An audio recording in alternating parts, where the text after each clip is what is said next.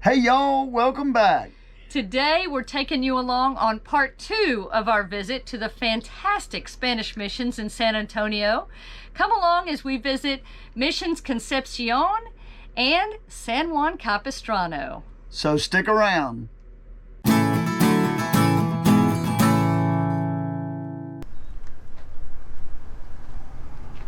And now we're at Mission Concepcion.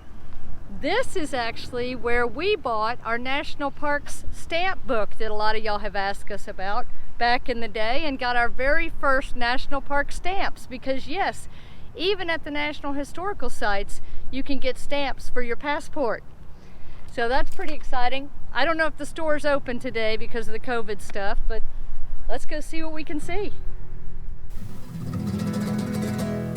So before we walk over to Mission Concepcion, let's first take a little side trip over here and check out the limestone quarry. This is where most of, if not all, of the stone used to build Mission Concepcion came from. Yeah, and almost 300 years ago. Super convenient. The walls here are 45 inches thick. The church took 15 years to build. Now, this church was originally founded in East Texas in 1716, moved several times before settling here in 1731. Unlike other churches of its age, this one has never lost its roof. Maybe because it's built on a solid bed of bedrock, and then you've got the local limestone, which is super strong. But because of that, this is the least restored of all the colonial structures here at the San Antonio Missions National Historical Park. But it's also the oldest unrestored stone church in America and the longest continuously operating Catholic church in the United States. What I found super cool are these doors that, you could just see the age and stuff in those doors. Really cool. And inside are the frescoes, which is painted murals that still exist. So when you get a chance to go in, do it. Okay, I'm here at Mission Concepcion, and this is incredibly exciting. We've had the great fortune to run into Art Valdez, who volunteers here every day. He is a direct descendant of folks who lived here at the mission. So Art, why don't you tell a little bit about the mission? Okay, yes, the mission is the oldest, this Mission Concepcion is the oldest unrestored stone church in the United States, still standing after 300 years.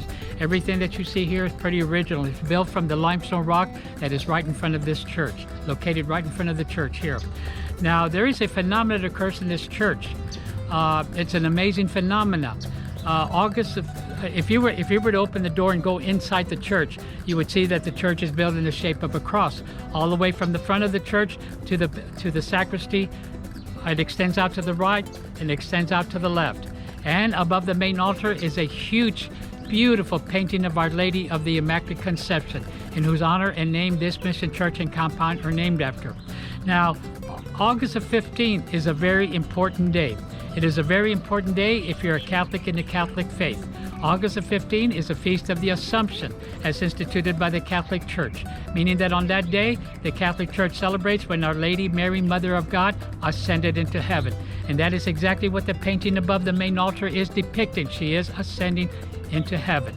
On that day, at precisely 6:30 p.m., as the sun is setting in the west, and it is also recorded that this church was built by the Franciscan friars and precisely aligned to the setting of the western sun. So August the 15th at precisely 6:30 p.m. as the sun is setting in the west, a beam of sunlight will penetrate right through the small circular window that they built at the very top of the church. As that beam of sunlight penetrates through and comes through, it will beautifully illuminate the center of the church cross, which is right in front of the main altar. That is the center of the church cross. Stays illuminated there. They also built a cross on top of the dome, north, south, east, and west. And those windows are square windows. So at the moment that the illuminates the center of the church cross, a second beam of sunlight will penetrate right through the western window they built at the very top of the dome. As that beam of sunlight penetrates through and comes through, it will also align and illuminate the face of Our Lady. It is the most amazing, remarkable thing to see. We just had it here August the 15th of this year. Unfortunately, because of the virus, we did not let anyone go inside the church, but it was live streamed. Thank you. Thank you so much, Art. That is awesome. Make sure when you're visiting the missions that you come here and see Art. And he is a wealth of information about the history of the churches and the missions and life back in the day. And Art, you said that the grounds are maintained by the National Park Service. That's correct. But the insides of the buildings and the churches are maintained by the Catholic Diocese? Yes, the Archdiocese of San Antonio. The buildings and the church, the inside of the church belongs to the Archdiocese of San Antonio. We take care of the inside.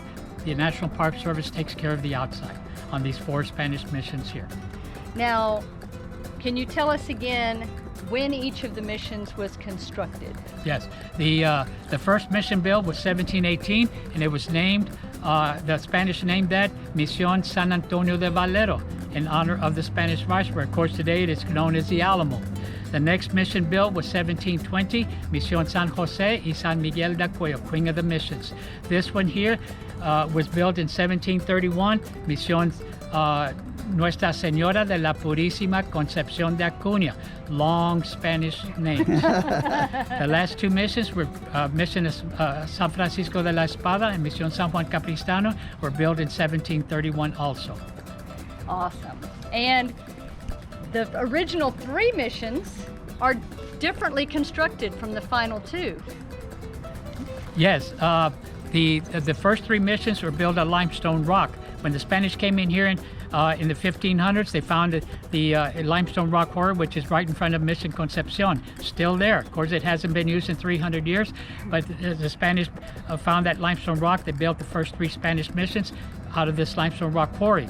The last 2 missions were principally built out of adobe, clay, rock, and dirt, but they're still beautiful missions, still standing after 300 years. That is awesome. So yes, you have to come see Art and hear all of his stories and see these beautiful missions for yourself. We'll put a link to a video that Art has shared with us that shows the illumination. So if you're interested in that, check the description of this video. Thank you, Art. You're welcome. Welcome to Mission San Juan Capistrano. This mission began in East Texas in 1716 and was moved here to the San Antonio River in 1731. This was actually a hub of commerce.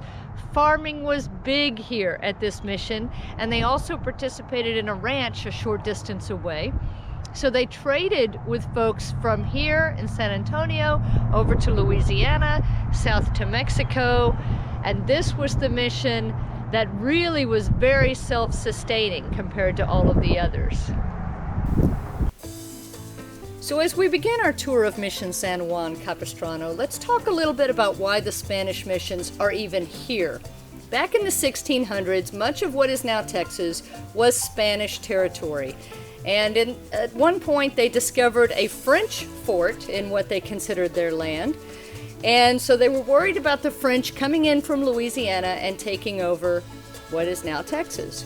So they came up with the idea to attract and convert the native people to be loyal Spanish citizens. And by doing that, they built these communities, what we now know as the Spanish missions, to help with that and to help protect their land. Now, they started in East Texas, and that didn't go over so well. They had a line of about 6 Spanish missions across East Texas.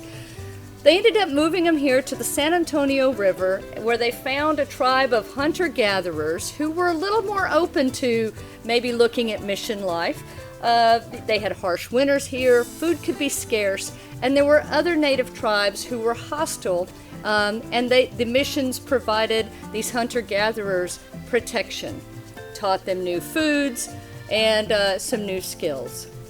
So that was the birth of the real growth of the Spanish missions here. Now, one thing I want you to do as you're visiting historic sites, and these Spanish missions included, make sure you don't just look side to side. Look up, look down. You never know what you're going to find. As we were walking, I noticed these Roman numerals. Now, we're not Catholic, But I looked it up, and these appear to be anyway, Stations of the Cross, which is basically a prayer path, a series of devotionals. So really cool, just to find it right here, never unexpected. Sure was, really neat. Now, like Art shared with us at Mission Concepcion, this church looks completely different from the others that we saw. And this was not supposed to be the final church here at Mission San Juan. This was a temporary church that was actually built over the old granary that was supposed to just be in use while they built their final church. But in 1785, after 10 years of construction on the new church, which would basically be behind where we are standing here, that construction ended and this church became the final piece. Oh, that's cool. And this would have been the main entry point into Mission San Juan. Like we said, this was a hub of commerce. The gatekeeper would have lived here on the left, and everybody who came in to trade had to come in through this gate, had to be approved, had to show proper travel papers. You could not stay outside overnight. That was against the law. No overnight camping. Or you would have to pay 6 pesos and spend 3 nights in jail. Oh, wow. And I got to tell you, as I was filming this was one of my favorite parts of all the missions, because you could just feel the history here. That big old gate that we were looking at, it felt like you could feel the traders coming in and out, and you could almost hear them with their commerce and stuff. This really showed the history right here, and to me it was really cool. Showed the thickness too of these walls, and look at that gate. Isn't that awesome? Super, super cool. And yeah, you're right. When you're standing there, if you close your eyes, you could hear things going on around you. Yeah. Really, really neat. There is a 3rd-mile trail right outside that takes you down to the river and along the river. Like we said, this was a very agricultural area. They had livestock of about 4,000 head at one point. They grew tons of crops here, and they not only supplied the other local missions, but also everything along the El Camino Real, like we said, from Mexico City over to Louisiana, the King's Highway, with fruits, vegetables, livestock.